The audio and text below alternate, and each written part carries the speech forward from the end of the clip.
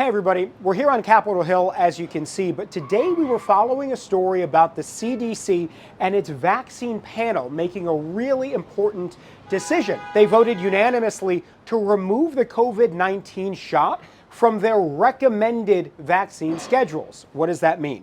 That doesn't mean that the shot is banned. If you want to get your COVID vaccine or booster, you can. But what it means is it may be a little harder to get in some circumstances. You may have pharmacies that don't carry as much of it or any of it. It might mean that it costs a little bit more.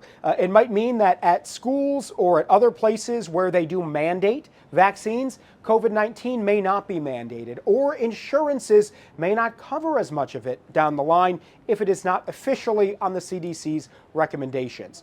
The CDC advisory panel now says that you should talk to your doctor, and if the doctor and you together think you should get your shot, then get it, but they are not universally recommending it for everybody. Now, this is a controversial thing.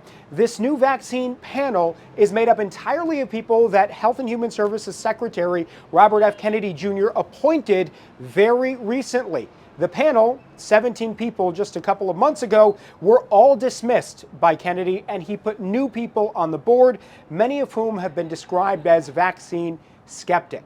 Now, the board also took a vote on hepatitis B vaccine, but they voted to kick the can down the road. So while there's no decision there, we have the new guidance on the COVID-19 vaccine, and also Thursday, MMRV vaccine, measles, mumps, rubella, and chickenpox for kids under 4.